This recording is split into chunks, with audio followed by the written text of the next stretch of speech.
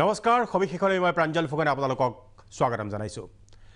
নিৰ্বাচন হৈ গল ইতিমধ্যে ভোট গণনাও হৈ গল ইতিমধ্যে ডিস্পুৰত চৰকাৰ কাৰ হ'ব সেই কথাও স্পষ্ট হৈ পৰিল অৰ্থাৎ বিজেপি মিত্ৰজোঁটৰ চৰকাৰ যে ডিস্পুৰত হ'ব সেই কথা ইতিমধ্যে প্ৰমাণেই হৈ গল কিন্তু এতিয়াও ৰাজ্যৰ ৰাজনীতি কিন্তু শেষ হৈ যোৱা নাই ৰাজনীতিৰ মানে যেটো উত্থান পতন বা ৰাজ্যৰ ৰাজনীতিৰ যেটো খলকনি সেই খলকনিটো কিন্তু শেষ হৈ যোৱা নাই কাৰণ এতিয়া প্ৰশ্ন আহিছে কোন হ'ব মুখ্যমন্ত্ৰী নিশ্চয় এবাৰ বিজেপি আৰম্ভণিতেই কোনো ধৰণৰ মুখ্যমন্ত্ৰী তেওঁলোকে প্ৰজেক্ট কৰা নাছিল ইয়াৰ পূৰ্বে 2016 চনৰ নিৰ্বাচনত তেওঁলোকে সৰ্বানন্দ সোণোৱালক প্ৰজেক্ট কৰিছিল ৰাজ্যৰ পৰৱৰ্তী মুখ্যমন্ত্ৰী হিচাপে আৰু তেতিয়া স্পষ্ট হৈছিল যে বিজেপি ক্ষমতালৈ আহিলে সৰ্বানন্দ সোণোৱালে মুখ্যমন্ত্ৰী হ'ব কিন্তু এবাৰ তেওঁলোকে অতি কৌশলগত কাৰণত বা আন কিবা কাৰণতে হওক এবাৰ কিন্তু মুখ্যমন্ত্ৰী প্ৰজেক্ট কৰা নাছিল হেহে এতিয়া কিন্তু দুটা অভিকেন্দ্ৰৰ সৃষ্টি হৈছে ৰাজ্যৰ ৰাজনীতিত এটা সৰ্বানন্দ সোণোৱালৰ ঘৰত আৰু আনটো হিমন্ত বিশ্ব শৰ্মাৰ ঘৰত 2 তাৰিখে নিৰ্বাচনী ফলাফল ঘোষণা কৰিলে 3 তাৰিখৰ পৰাই কিন্তু বিধায়কসকলৰ খোদ ববলৈ ললে গুৱাহাটীলৈ আৰু যিসকল বিধায়ক গুৱাহাটীলৈ আহিল তাৰে একাংশ গল সৰ্বানন্দ সোণোৱালৰ ঘৰলৈ আৰু আন একাংশ গল হিমন্ত বিশ্ব শৰ্মাৰ ঘৰলৈ আৰু ইয়াৰে মাজতে একাংশ বিধায়ক আছে যিসকল দুইজনৰ ঘৰলৈকে গল অৰ্থাৎ পাল্লাখন কোনফালে ভাৰী হয় তেওঁলোকে ক'ব নোৱাৰে আৰু সেয়ে দুইফালেই তেওঁলোকে চেলুট মাৰি থাকিলে এটা কথাটো হৈছে সামগ্ৰিকভাৱে গোটেই বলটো দিল্লীৰ কোৰ্টত আছে এটা বিধায়কসকলে মুখ খুলি একাংশই কৈছে যদি একাংশই কোৱা নাই ইতিমধ্যে কাৰ্বি আংলং আৰু ডিমা হাছাও স্বায়ত্তশাসিত পৰিষদৰ ডিমা হাছাও এই দুখন জিলাৰ পাৰ্বত্য জিলা দুখনৰ 5 জনকৈ বিধায়কে কিন্তু মুখ খুলিয়ে ক'লে যে হিমন্ত বিশ্ব শৰ্মাকে তেওঁলোকে মুখ্যমন্ত্ৰী হিচাপে বিচাৰে আৰু একাংশই কৈছে হিমন্ত বিশ্ব শৰ্মাৰ কেম্পত থকা ইয়াকে লৈ কিন্তু কোন হ'ব পৰৱৰ্তী মুখ্যমন্ত্ৰী তাক চৰ্চা চলিছে কিন্তু বিজেপিৰ একাংশই কৈ আছে যে সামগ্ৰিকভাৱে এটা প্ৰক্ৰিয়া পাৰ্লিয়ামেণ্টাৰী বৰ্ডে এজন নিযুক্তি দিব এজনক তেওঁৰ প্ৰভাৰী হিচাপে বা তেওঁ গোটেই বিষয়টো চম্ভালিবৰ বাবে তেওঁ আহি পেলাই কথা পাতিব তেওঁ নিযুক্তি দিব এইটো এটা প্ৰক্ৰিয়া কিন্তু এই যেটো পাৱাৰ গেম চলিছে ৰাজ্যৰ ই কিন্তু ৰাজ্যখনৰ ৰাজনীতিৰ কাৰণে অতি আকৰ্ষণীয় হৈ পৰিছে এতিয়া কাৰ শক্তি বেছি সেইটো প্ৰমাণ হ'ব দিল্লী একাক বিচাৰে তাৰ ওপৰতে কিন্তু চূড়ান্ত সিদ্ধান্ত হ'ব এই বিষয়টো আলোচনা কৰিব খুজিছো আসলতে বিষয়টো এনেকুৱা ধৰণৰ যে কোন মুখ্যমন্ত্ৰী হোৱা উচিত বা ৰাজ্যখনে কেনে এজন মুখ্যমন্ত্ৰী বিচাৰে হিমন্ত বিশ্ব শৰ্মা মুখ্যমন্ত্ৰী হোৱা উচিত নেকি হিমন্ত বিশ্ব শৰ্মা মুখ্যমন্ত্ৰী কি হলে কি হ'ব বা সৰ্বানন্দ সোণোৱালে যদি মুখ্যমন্ত্ৰী হিচাপে থাকি যায় তেতিয়া কি হ'ব বিভিন্ন ধৰণৰ প্ৰশ্ন ৰাইজৰ মনত উত্থাপন হৈ আছে আৰু এই ৰাইজৰ মনত উত্থাপন হৈ থকা প্ৰশ্নসমূহকে আমি আজি ষ্টুডিঅ'ৰ মজিয়ালৈ টানি আনিছো আৰু ইয়াত বিশ্লেষণ আগবঢ়াব কেইবাজনো বিশিষ্ট ব্যক্তিয়ে মই চিনাকি কৰিছো আমাৰ ষ্টুডিঅ'ত উপস্থিত আছে কিশোৰ কলিতা তেখেত এগৰাকী লেখক কিশোৰ কুমাৰ কলিতা তেখেত লেখক আৰু অধিবক্তা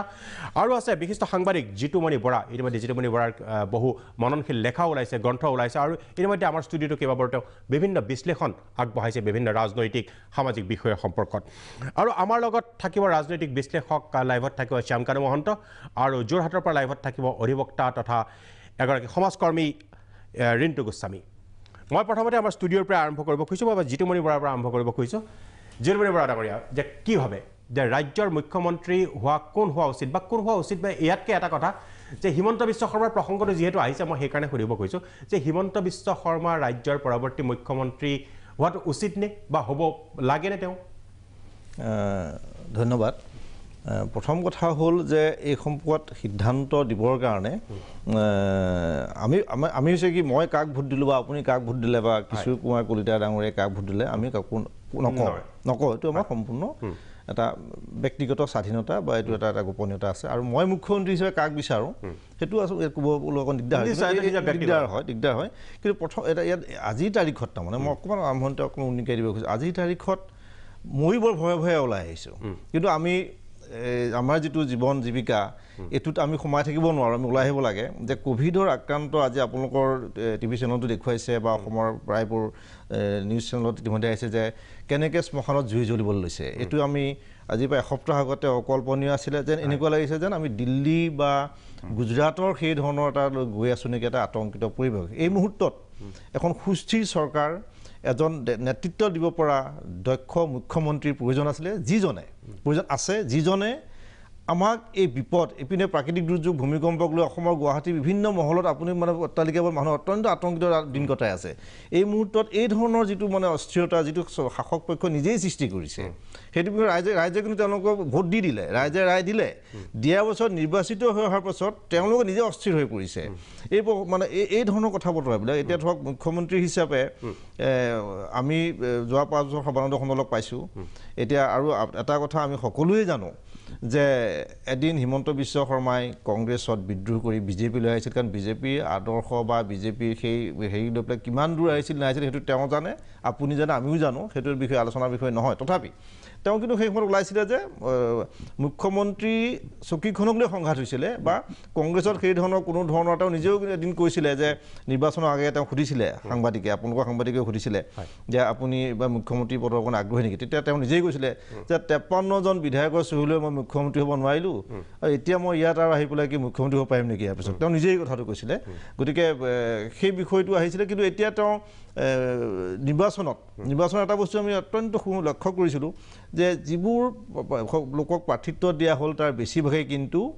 হিমন্ত বিশ্ব শৰ্মাৰ অনুগামী বা হিমন্ত বিশ্ব শৰ্মাক তেওঁলোকে ভাল পায় হিমন্ত বিশ্ব শৰ্মাই তেওঁলোকক ভাল পায় তেনেকুৱা মানুহকে বাছি বাছি বহু সমষ্টিত প্ৰাৰ্থিত্ব দিয়া হ'ল আৰু জিকাইও আনিলে তেওঁ নিজে সেইটো আটাইতকৈ ডাঙৰ কথা যে তেওঁ দিন ৰাতি 11-12 বজালৈকে তেওঁ সমষ্টিবোৰত মানে নিৰ্বাচনী সমাৱেশ বা বিভিন্ন ধৰণৰ ভোটৰ প্ৰচাৰ তেওঁ নামিছিলে যি সময়ত বহু নেতাই বিৰোধীৰে হওক বা হেৰিয়ে হওক টিভি ষ্টুডিঅ'ত বহি থাকে বা গুৱাহাটীৰ ঘৰত বহি থাকে সেই সময়ত কিন্তু হিমন্ত বিশ্ব শৰ্মাই বোলে সমষ্টি বিভিন্ন সমষ্টিত সৰ্বানন্দ সোণোৱালে কৰিছে মই এইটো কোৱা নাই যে অকল একেতেই কৰিছে কিন্তু সৰ্বানন্দ সোণোৱালৰ প্ৰচাৰটো কিছুমান ক্ষেত্ৰত ঢাক খাই থাকে সৰ্বানন্দ সোণোৱালৰ হয়তো সেই ধৰণে প্ৰচাৰ বা এটা প্ৰচাৰ কৰিব পৰাকৈ তেওঁ এটা নেটৱৰ্ক তেনেকৈ ধৰণৰ তেওঁ গঢ়ি নুঠিলে যিটো যোৱা 5 বছৰ তেওঁৰ কাৰণে আটাইতকৈ এটা ভুল আছিলে কথাটো যিটো হয়তো তেওঁ যদি কিবা কাৰণে তেওঁ মুখ্যমন্ত্ৰী হয় তেওঁ এটা নিজাকৈ তেওঁ এটা নেটৱৰ্ক কৰিবলৈ চিন্তাশীল কিছু মানুহৰ দিবা তেওঁ উপদেষ্টা হওক বা তেওঁ বিভিন্ন ধৰণৰ গঠনত দিহা পৰামৰ্শ দি কেনেকৈ ৰাজ্যৰ মাজত কথাবোৰ লৈ যাব পাৰে ৰাজ্যৰ কথাবোৰ তেওঁ কেনেকৈ তেওঁ কাণত পৰেহি মাজত যাতে এটা লেয়াৰ নাথাকি নিজৰ সুবিধা বাটে ৰৈ থকা সেই মানুহবিলাকৰ সলনি কিছু মানুহ লৈ পেলাই তেওঁ এটা এইবাৰ অন্তত কৰিব বুলি মই বিশ্বাস কিন্তু কথা হ'ল কি যে মুখ্যমন্ত্ৰী কোন হ'ব সেইটো আমি এতিয়াই কৈ দিয়া টান কাৰণ আমাৰ মতে বস্তুটো যদি নহ'ব ৰাইজক বিভ্ৰান্ত কৰা হ'ব যে সেই সম্পৰ্কত সিদ্ধান্ত ল'ব সংসদীয় বোৰ্ডে ল'ব কিন্তু সংসদীয় বোৰ্ডে সিদ্ধান্ত ল'লে ইয়াত এটা কথা আজি আলোচনা হৈছে সাংঘাতিক ধৰণে মই এটা ফেচবুক পোষ্টত দিয়া ওচৰত বিভিন্নজনে কৈছিল যে পশ্চিমবংগ তামিলনাডু কেৰালাত এই তিনিখন বৃহৎ ৰাজ্যত বিজেপি সাংঘাতিক ধৰণে পৰাজিত হৈ গ'ল এইবাৰ আৰু যিটো ইয়াত 3 বছৰ অনুষ্ঠিত হ'বলগীয়া লোকসভা নিৰ্বাচনত ইয়াৰ এটা প্ৰত্যক্ষ প্ৰভাৱ পৰিব বিশেষকৈ যি সময়ত 2 মে'ত নিৰ্বাচনী ফলাফল ঘোষণা হৈছিলে এই 5খন ৰাজ্য সেই সময়ত কিন্তু ৰাষ্ট্ৰীয় নিৰ্বাচন বোৰ্ড কেৱল পশ্চিমবংগৰ বিধানসভা নিৰ্বাচনৰ ফলাফল লৈ প্ৰচাৰ চলিছে কাৰণ সেই পশ্চিমবংগত প্ৰধানমন্ত্ৰী নৰেন্দ্ৰ মোদীয়ে 20খন নিৰ্বাচনী সমাৱেশ কৰিছিলে আৰু অমিত শ্বাহে 50খন নিৰ্বাচনী সমাৱেশ কৰিছিলে তাৰ পাছত বিজেপি হাৰিল আৰু এই মুহূৰ্তত মই কৈছোঁ যে এটা কথা মই কথাটো কিয় আনিছোঁ যে সিদ্ধান্তটো যে সৰ্বানন্দ সোণোৱালৰ ক্ষেত্ৰত নৰেন্দ্ৰ মোদীৰ কিছু হয়তো এটা চফ্ট কৰ্নাৰ আছে বুলি এটা শুনা যায় কাৰণ তেওঁ এটা ভাৱমূৰ্তি আমাৰ সাংবাদিক মহলত বা ৰাজনৈতিক চলিছে কিন্তু এই মুহূৰ্তত তাত মই কথাটো কোৱাৰ অৰ্থটো হ'ল কি যে পশ্চিমবংগত মমতা বেনাৰ্জী বিজয়ী হোৱাৰ লগে লগেই প্ৰথম যিজন বিজেপি নেতাই তেওঁক অভিনন্দন জনাইছিল সেইজন কিন্তু নৰেন্দ্ৰ মোদী নাছিল সেইজন আছিল ৰাজনাথ সিং গতিকে এই ৰাজনাথ সিঙেই প্ৰথম প্ৰধানমন্ত্ৰী হিচাপে নৰেন্দ্ৰ মোদীক প্ৰক্ষেপ কৰি পেলাই গুজৰাটৰ মুখ্যমন্ত্ৰীৰ পৰা ৰাষ্ট্ৰীয় ৰাজনীতিলৈ আনিছিলে গতিকে মানে বিজেপিৰ ৰাষ্ট্ৰীয় ৰাজনীতিত এটা অলপ এটা মানে 24 নিৰ্বাচন লৈ তেওঁলোকে খুব আগতীয়াকৈ পৰিকল্পনা কৰে খুব আগতীয়াকৈ কথা বতৰাবিলাক চিন্তা চৰ্চা কৰে অলপ চলি আছে এই মুহূৰ্তত নৰেন্দ্ৰ মোদীয়ে সিদ্ধান্ত কিমান দূৰ কাৰ্যকৰী হ'ব বা নহ'ব সেইটো সম্পৰ্কতো আমি এই 2 দিনতে গম পাম কিন্তু মই ভাবোঁ যে নৰেন্দ্ৰ মোদীয়ে এই মুহূৰ্তত এজন মুখ্যমন্ত্ৰী কাৰণ তেওঁ যদি ভাৱমূৰ্তি মানে আছে মাঘেৰিটা কৈলাশিনীকেইটা কিয় বন্ধ নকৰিলে বিভিন্ন সময়ত 5জন কা আন্দোলন মানুহ এইটো ইছ্যু হওক বা নহওক কিন্তু 5জন অসমীয়া ল'ৰা হত্যা হৈছেতো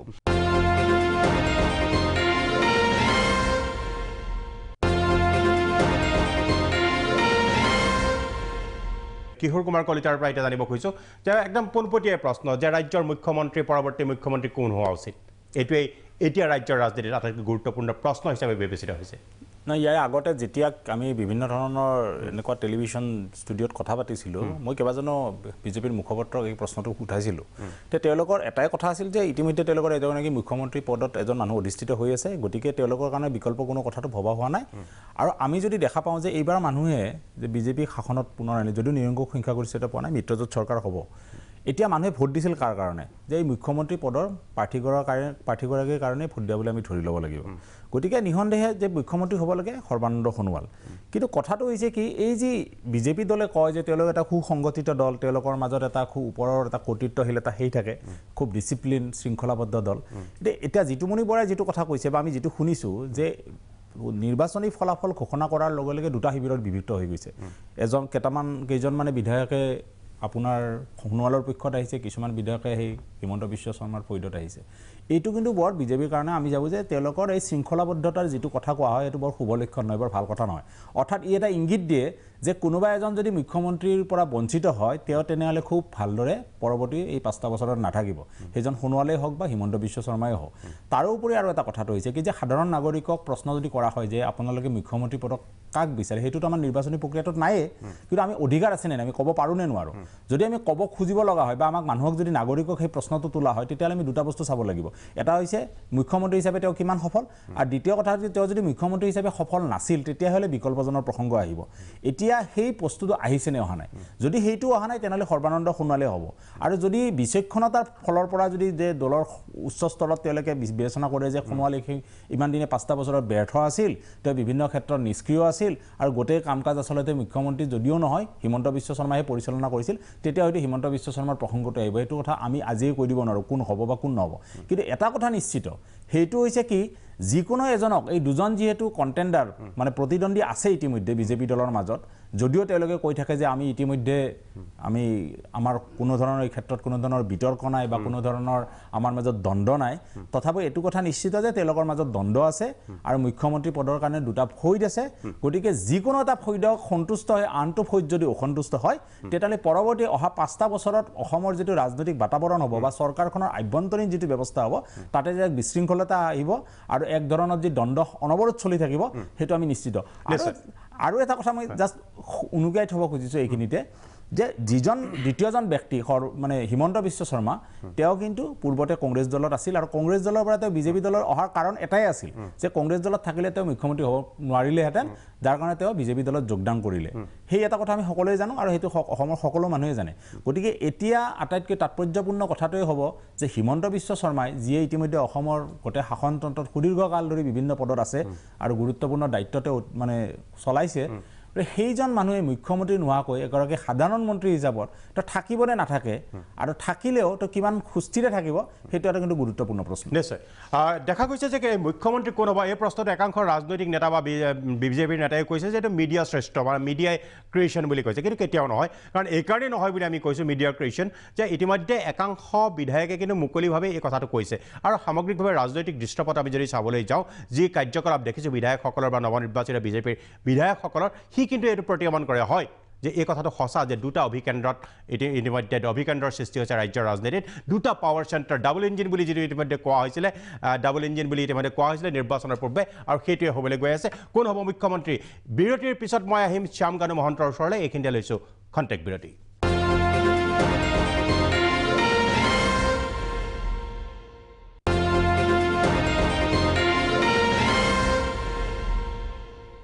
বিৰতিৰ পিছত আমি ঘূৰি আহিছোঁ সবিশেষলৈ আমি আলোচনা কৰি আছোঁ অসমৰ পৰৱৰ্তী মুখ্যমন্ত্ৰী কোন হোৱা উচিত বা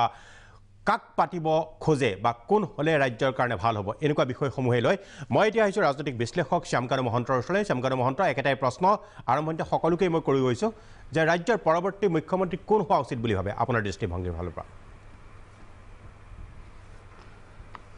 ধন্যবাদ প্ৰাঞ্জল প্ৰথমতে মই ক'ব খুজিছোঁ বৰ্তমান সময়ত মোৰ আটাইতকৈ ডাঙৰ চিন্তা হৈছে যোৱাকালি অসমত 56,000 টেষ্ট কৰি 8% পজিটিভিটি হৈছে আৰু অতি সোনকালে যিটো ৰেটত গৈ আছে মোৰ যিটো প্ৰথম চিন্তা হৈছে যে 10% পজিটিভিটি হ'ব লাহে লাহে বাঢ়ি বাঢ়ি 15-20% হ'ব এইটোৱে অসমত অহা কেন্দ্ৰত এটা আসনি সংকেত অনাব পাৰে কোভিড সৃষ্ট পৰিৱেশে অসমত কি ধুমুহা দেখুৱাব সেইটো ডাঙৰ চিন্তা সেই মুহূৰ্তত মই ভাবোঁ যে মুখ্যমন্ত্ৰী কেন্দ্ৰিক এই গোটেই ডিছকাশ্যনটো মই ভাবোঁ যিমান পাৰে সোনকালে কথাটো শেষ হ'ব লাগে কাৰণ বৰ্তমান মানুহৰ জীৱন বচোৱাটো অতি ইম্পৰ্টেণ্ট দিল্লীত আমি দেখিলোঁ মহাৰাষ্ট্ৰত দেখিলোঁ যিটো অৱস্থা চ' প্ৰথমতে মোৰ কথাটো হৈছে যে মুখ্যমন্ত্ৰীক বিতৰ্ক শেষ কৰি অতি সোনকালে আমি আহ্বান জনাম বিজেপি নেতৃত্বক যে অতি সোনকালে অসমত স্থায়ী চৰকাৰখনৰ কাম আৰম্ভ হ'ব লাগে প্ৰথম কথা দ্বিতীয় কথা মই আৰু এটা কথা কওঁ অসমত যথেষ্টখিনি কমিটেড লাইবিলিটিজ আছে প্ৰায় 13,000 crores of committed liabilities আছে আজিৰ দিনত লগতে এই নিৰ্বাচনত ৰান অফ দ্য প্লে বুলি কয় নিৰ্বাচনৰ মাজত 850 টকা অৰুণোদয়ৰ পৰা 3,000 টকা প্ৰতি ব্যক্তিৰ কাৰণে অৰুণোদয়ৰ পইচা বৃদ্ধি কৰাৰ এটা প্ৰস্তাৱ দিয়া হ'ল তাৰ লগতে আৰু এটা প্ৰস্তাৱ দিয়া হ'ল যে মাইক্ৰ' ফাইনেন্সৰ আণ্ডাৰ যিমানখিনি লোন লৈছিলে বন্ধন বেংক বা বিভিন্ন মাইক্ৰ' ফাইনেন্সত গোটেই অসমৰ চুকে কোণে আমাৰ মহিলাসকলে লোন লৈছিলে এই লোনটো ৱেভ কৰি দিম বুলি নিৰ্বাচনৰ মাজত যিটো হিমন্ত বিশ্ব শৰ্মাই কৈ আছিলে সেইটোৱে কিন্তু নিৰ্বাচনত আটাইতকৈ সাংঘাতিক এটা ক্ৰিয়া কৰিছিলে কাৰণ মহিলাসকল যথেষ্টখিনি শংকিত হৈ আছিলে লোনটো ৰিপে' কৰিব পৰা নাছিলে আৰু সেই ইলেকশ্যনৰ মাজত এইটো ডিক্লেয়াৰ কৰা হৈছিলে যে এই লোনখিনি ৱেভ কৰিব সেই একজেক্ট এমাউণ্ট কিমান ৱেভ হ'ব মই ফিগাৰটো নাজানো কিন্তু মই এইটো জানো যে এটা ডাঙৰ এটা ফিগাৰ চ' দ্বিতীয় কথাটো মই ক'ব খুজিছোঁ যে অসমৰ বাজেটখন অলৰেডি ষ্ট্ৰেছড হৈ আছে আৰু তৃতীয়তে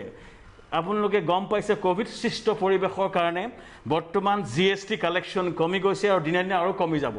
অনাগত দিনত অসমখন চলোৱা অতি প্ৰত্যাহ্বানমূলক হ'ব যে প্ৰথম ষ্টেটমেণ্টটো মই দিব খুজিছোঁ যে ইলেকশ্যন প্ৰমিছ কিছুমানৰ কাৰণে মই অৰ্থনৈতিক বিশ্লেষক হিচাপে নিজে অৰ্থনীতিৰ লগত জড়িত হিচাপে নিৰপেক্ষভাৱে মই এইটো উপলব্ধি কৰিছোঁ যে যেতিয়া ইনকাম GST কালেকশ্যন কমি যাব এই দ্বিতীয় ৱেভত আৰু কমি যাব আৰু মই এইটো মোৰ মনত ভাৱ হৈছে যে অতি সোনকালে তৃতীয় ৱেভ এটা আহিব যে অক্টোবৰ এণ্ড নৱেম্বৰ এণ্ড জানুৱাৰী চ' অহা এবছৰ দুবছৰ অসমৰ ফাইনেন্স যথেষ্ট ষ্ট্ৰেছ হ'ব আৰু যিজনে মুখ্যমন্ত্ৰী নহওক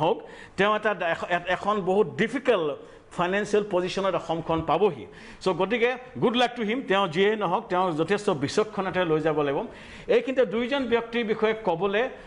ব্যক্তিগতভাৱে মই দুজনক যথেষ্ট সন্মান কৰোঁ মোৰ সম্বন্ধও আছে ব্যক্তিগতভাৱে চ' গতিকে মই কোনজনক বিচাৰোঁ ৰাজহুৱাভাৱে কোৱাতকৈ কাৰণ ৰাইজে এইটো ৰায় দিছে বিজেপিয়ে হয়তো যিটো লিডাৰশ্বিপৰ কাৰণে ৰায় দিছে কিন্তু দুইজনৰে ষ্ট্ৰেংথ আছে দুইজনে কিছু উইকনেছ আছে যিকোনো ব্যক্তি মোৰো বহুত ষ্ট্ৰেংথ আছে কিছুমান বস্তুত মোৰো ধৰক ভাল কাম কৰাৰ ক্ষমতা আছে কিছুমান মোৰো দুৰ্বলতা আছে যিকোনো ব্যক্তি বিশেষে এই ধৰণৰ ইছ্যু থাকে প্ৰথমতে সৰ্বানন্দ সোণোৱালৰ কথা ক'বলৈ গ'লে ক'ব লাগিব যে সৰ্বজন গৃহীত এজন ব্যক্তি বৰাক ব্ৰহ্মপুত্ৰ তেখেতৰ যিটো কথাৰে সমগ্ৰ অসমত একতাৰ দোলেৰে বন্ধাত তেখেতে যথেষ্টখিনি কৰিছে আৰু ব্যক্তিগতভাৱে তেখেতে নিজকে অতি সুন্দৰভাৱে মৰ্যাদাৰে আগুৱাই লৈ গৈছে সেইটো হৈছে দ্বিতীয়টা পইণ্ট তৃতীয়তে তেখেতে অসমীয়া জাতীয়তাবাদ চিন্তাধাৰাৰ উদ্বুদ্ধ এজন ব্যক্তি আৰু যথেষ্টখিনি তেখেতৰ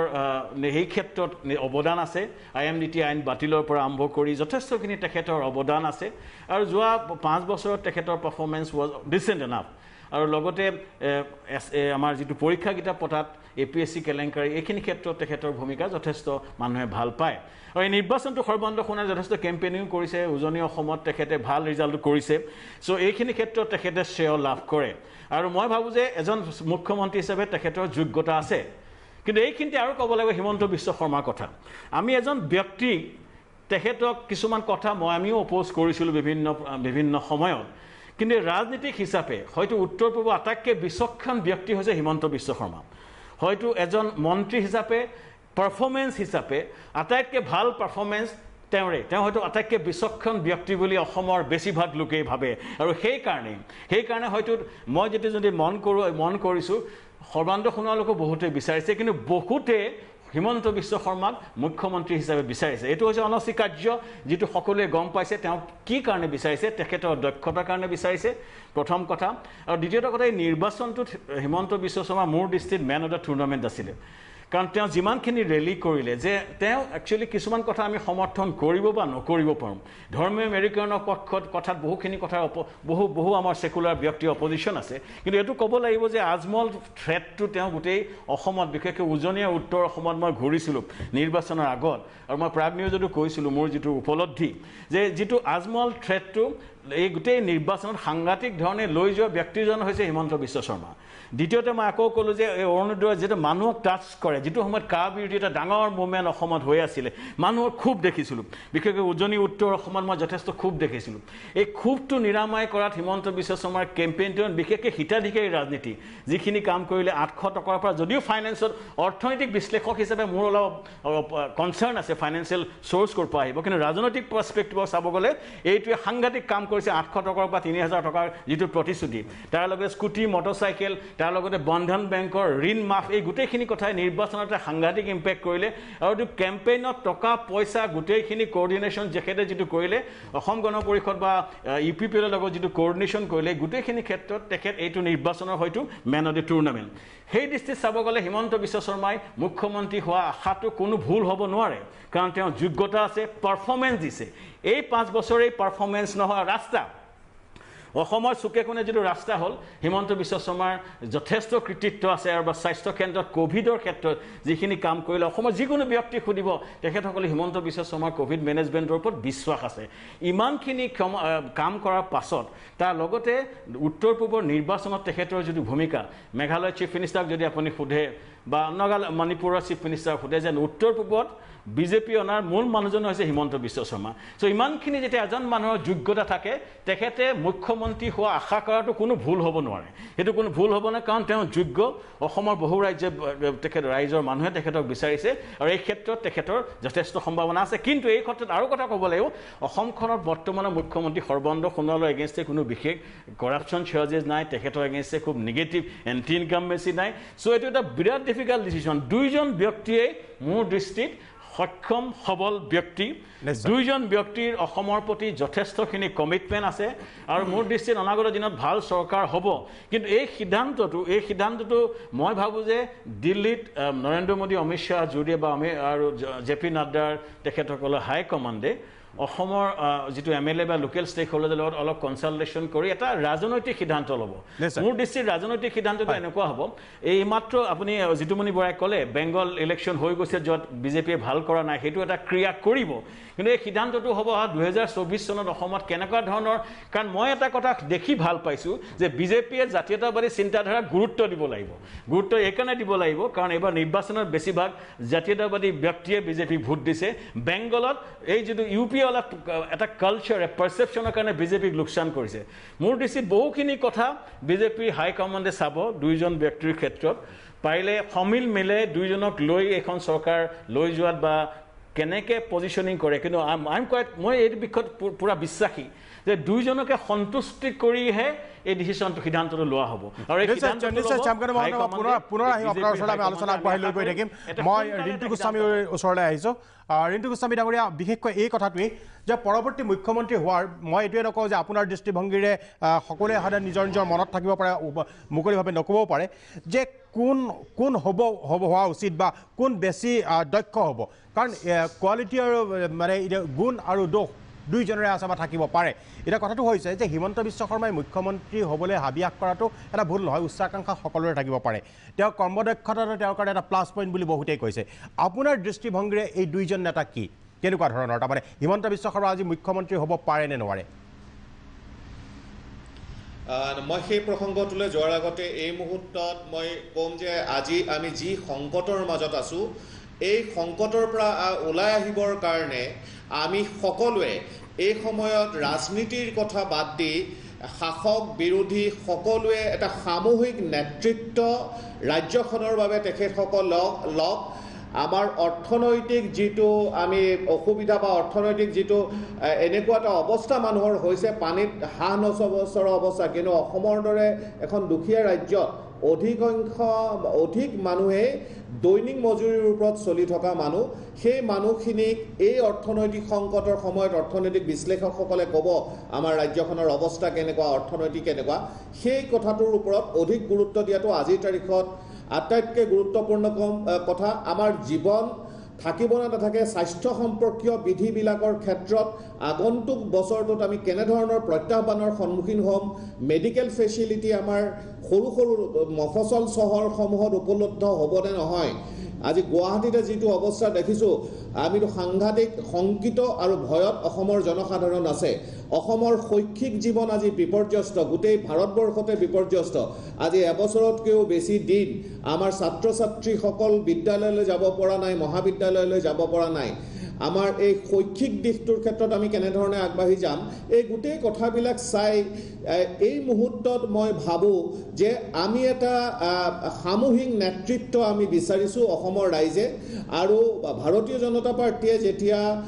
নিৰ্বাচনী প্ৰচাৰ কৰিছিলে তাত এই কথাটো স্পষ্টভাৱে কৈছিলে যে আমাৰ এইবাৰ মুখ্যমন্ত্ৰীৰ কোনো আমি প্ৰক্ষেপ কৰা নাই মুখ্যমন্ত্ৰী এইকাৰণে আমি প্ৰক্ষেপ কৰা নাই যে তেওঁলোকৰ যুক্তিটো আছিলে যে যিখন ৰাজ্যত বিজেপিৰ শাসন থাকে সেই শাসন থকা ৰাজ্যখনত তেওঁলোকে মুখ্যমন্ত্ৰী প্ৰক্ষেপ নকৰে গতিকে সেই কথাটো অসমৰ ৰাইজক কিন্তু নিৰ্বাচনৰ সময়ত কোৱা হৈছিলে অসমৰ ৰাইজে সেই কথাটো শুনিছিলে আৰু শুনাৰ পিছত ভাৰতীয় জনতা পাৰ্টীক মেণ্ডেট দিছিলে চৰকাৰ গঠন কৰিবৰ বাবে এতিয়া গোটেই বিষয়টো সেইকাৰণে আমি কি বিচাৰোঁ তাতকৈও বেছি গুৰুত্বপূৰ্ণ কথাটো হ'ব যে তেওঁলোকৰ দলটোৱে বা ভাৰতীয় জনতা পাৰ্টিৰ সংসদীয় বৰ্ড বা দলটোৱে কি সিদ্ধান্ত ল'ব সেই সিদ্ধান্তটোৱেই জনসাধাৰণৰ মানি ল'বলৈ বাধ্য বা মনঃপুত হ'ব কিন্তু এটা কথা তাৰ মাজত ক'ব লাগিব যে যি দুয়োগৰাকী ব্যক্তিৰ কথা ওলাইছে সৰ্বানন্দ সোণোৱাল ডাঙৰীয়া আমাৰ মুখ্যমন্ত্ৰী মহোদয় আৰু ডক্টৰ হিমন্ত বিশ্ব শৰ্মা দুয়োগৰাকীয়ে কিন্তু মুখ্যমন্ত্ৰীৰ আসনখনৰ কাৰণে তেওঁলোকে সেই আসনখন কৰ্মদক্ষ মানুহ আৰু তেওঁলোকে সেই আসনখন শুৱনি কৰিব পৰা মানুহ আৰু ৰাজনীতিক এই কথাটো অস্বাভাৱিক নহয় আজি ডক্টৰ হিমন্ত বিশ্ব শৰ্মা মুখ্যমন্ত্ৰী হ'বলৈ ওলোৱাটো বা মুখ্যমন্ত্ৰী হ'ব বিচৰা কথাটো এইটো অস্বাভাৱিক কথা নহয় এইটো একান্তই স্বাভাৱিক এটা কথা আৰু এই কথাটোৰ কাৰণে মই ভাবোঁ ৰাজনৈতিক দল এটাৰ মাজত কেতিয়াও দ্বন্দ্ব থাকিব নোৱাৰে আৰু এইটো ৰাজনৈতিক দলটোৱে জানে যে আমি কেনেধৰণে আমি নেতৃত্বটো আগবঢ়াই লৈ যাব লাগিব গতিকে ইয়াত মুখ্যমন্ত্ৰীজনৰ ভূমিকাতকৈও সামূহিক নেতৃত্ব এই মুহূৰ্তত আটাইতকৈ দৰকাৰ আৰু মই ভাবোঁ যে বিজেপি দলে তৎকালীনভাৱে চৰকাৰখন গঠন কৰক আৰু যিবিলাক প্ৰত্যাহ্বান আমাৰ আগত আছে সেই প্ৰত্যাহ্বানৰ পৰা আমি কেনেকৈ ওলাই আহিব পাৰোঁ তাৰ কাৰণে জনসাধাৰণক লৈ তেওঁলোক আগবাঢ়ি যাওক আৰু মুখ্যমন্ত্ৰী হিচাপে সৰ্বানন্দ সোণোৱালৰ যি দুৰ্নীতিমুক্ত যিটো চৰিত্ৰ সেই চৰিত্ৰটোৱে অসমৰ মানুহক স্পৰ্শ কৰি গৈছে একে সময়তে কিন্তু ডক্টৰ হিমন্ত বিশ্ব শৰ্মাৰ ক্ষেত্ৰত মই এটা কথা ক'ম তেওঁ সকলোকে লৈ অসমৰ জাতি জনগোষ্ঠী চাহ বাগিচাৰ মানুহক লৈ আৰু অসমীয়া খিলঞ্জীয়া সত্তাটোৰ কথা তেওঁ যে বাৰে বাৰে প্ৰতিপন্ন কৰিবলৈ চেষ্টা কৰিছিলে এই কথাটোৱে উজনি অসমৰ মন চুই গৈছিলে উজনি অসমৰ মানুহে সেইকাৰণে এই কথাটো প্ৰতিপন্ন কৰি দেখুৱাই দিছিলে যে আমি সিৰাজউদ্দিন আজমলৰ দৰে মানুহক অসমৰ গৃহমন্ত্ৰী বা ফাইনেন্স মিনিষ্টাৰ হিচাপে আমি নিবিচাৰোঁ সেইটো মধ্য অসম আৰু উজনি অসমে প্ৰমাণ কৰিছিলে আৰু সেই কথাটোৰ ক্ষেত্ৰত কিন্তু সেই যিটো চালিকা শক্তি যিটো কেম্পেইনিং বা জনসাধাৰণক এই কথাখিনি বুজাই দিয়া বা নিৰ্বাচনৰ বৈতৰণি পাৰ হ'বলৈ বা নিৰ্বাচনৰ সময়ত যি ধৰণে এই কথাবিলাক এষ্টাব্লিছ কৰা হ'ল এই কথাটোৰ কিন্তু মূল ব্যক্তিজন হ'ল ডক্টৰ হিমন্ত বিশ্ব শৰ্মা গতিকে মই ভাবোঁ তেখেতৰ যথেষ্ট প্ৰভাৱ আছে পাহাৰৰ বিধায়কসকলে একদম মুকলিভাৱে তেখেতৰ কথা কৈছে গতিকে সিদ্ধান্তটো বিজেপি বিধায়িনী দলে যিটো ল'ব বা বিজেপিৰ সংসদীয় বৰ্ডে যিটো ল'ব সেই সিদ্ধান্তই অসমৰ জনসাধাৰণৰ মনঃপুত হ'ব আৰু যিহেতু এটা সংকটৰ সময় এই সংকটৰ সময়ত মই ভাবোঁ বেছি ৰাজনীতি হ'বলৈ এই মুহূৰ্তত নিদিয়াটো কিন্তু ভাল ধন্যবাদ ঋতু গোস্বামী ডাঙৰীয়া বা পুনৰ আহিম আপোনাৰ ওচৰলৈ কিন্তু এটা বিৰতিৰ পিছত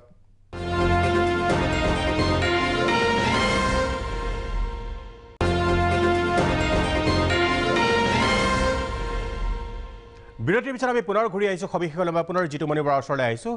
এটা কথা সকলোৱে কৈ আছে ৰাইজেও কৈছে বিশেষকৈ যে হিমন্ত বিশ্ব শৰ্মাৰ কৰ্মদক্ষতা বিশেষকৈ কোভিডৰ সময়ত তেওঁ যি ধৰণে কাম কৰিলে আৰু এই সদ্য সমাপ্ত নিৰ্বাচনৰ সময়ত তেওঁ যিদৰে সভা সমিতি কৰি পদযাত্ৰা কৰি যিদৰে সন্মুখৰ পৰা দলটোক নেতৃত্ব দিলে সেইকেইটাক চাই যে তেওঁৰ নিচিনা এজন কৰ্মদক্ষ কষ্ট কৰিব পৰা ব্যক্তিক অসমৰ মুখ্যমন্ত্ৰী হিচাপে ৰাইজে বিচাৰিছে বুলি একাংশই কৈছে যে এই যিটো কৰ্মদক্ষতা আপোনাৰ দুটা কথা কোভিডৰ সময়ত আৰু দুটা কথা নিৰ্বাচনৰ সময়ত আৰু পূৰ্বেও বেলেগ কথাও আছে এই দুটাক প্লাছ পইণ্ট হিচাপে ল'ব পাৰিনে নোৱাৰে তেওঁ মুখ্যমন্ত্ৰী হোৱাৰ যোগ্যতাৰ ক্ষেত্ৰত নহয় এটা প্ৰথম কথাটো হ'ল আপুনি এটা প্ৰথমতে এটা কথা কৈছিলে যে এই যে মুখ্যমন্ত্ৰী কেন্দ্ৰিক বিতৰ্কটো মিডিয়াই সৃষ্টি কৰা বুলি কৈছে ইয়াত এটা এই কথাটো আমি লক্ষ্য কৰি আছোঁ এটা বিশেষ প্ৰচাৰ মাধ্যম আৰু সেই প্ৰচাৰ মাধ্যমৰ সাংবাদিকেহে প্ৰথমৰ পৰা আৰম্ভ কৰিছে সেইটো আপুনি মই কথাটো মনত থাকিলেও আমি বস্তুটো ৰাজহুৱা কৰা নাই নিশ্চয় আৰু কিছু সময় ক'লে এটা ডাঙৰ কথা কৈ গ'ল যে এই ইমান দিনে সুশৃংখলিত একেবাৰে মানে সেনাৰ দৰে মানে ভাৰতীয় সেনাৰ দৰে এটা শৃংখলিত এটা ৰাজনৈতিক দল তেওঁলোকে মানে প্ৰতিজনেই সৈনিক ওপৰৰ পৰা যি ধৰণৰ দায়িত্ব দিব সকলোৱে কৰিব সেই ধৰণৰ যিটো কথা কৈছে সেইটো গোটেইটো মিছা যেন আজি লাগিলে অস্থিৰ কাৰণ এতিয়া আমি কোৱাই নাই পাহাৰ মানে কাৰ্বি আংলং আৰু ডিমা হাছাওৰ 5জন বিধায়কে দেখোন প্ৰথমতেই ক'লে তেওঁলোকে উত্থাপন কৰিলে আমাৰ মুখ্যমন্ত্ৰী মোক লাগে আৰু এটা দ্বিতীয় কথাটোলৈ আহোঁ যে এজন স্বাস্থ্যমন্ত্ৰী হিচাপে স্বাস্থ্যমন্ত্ৰী হিচাপে কোভিডৰ সময়ত যুঁজ দিয়া মানুহ ৰক্ষা কৰাটো তেওঁৰ দায়িত্ব সেইটো দক্ষতা বা তাৰ কাৰণেতো মুখ্যমন্ত্ৰী হ'ব লাগিব বুলি তেনেকুৱা কথাটো নাই বুজিছেনে এজন সাংবাদিকৰ এজন ফিল্ড ৰিপৰ্টাৰ এজন ডেস্কৰ চাব এডিটৰৰ তেওঁৰ দক্ষ তাৰ কাৰণে তেওঁ যে সম্পাদক হ'ব লাগিব তেনেকুৱাটো কথা নাই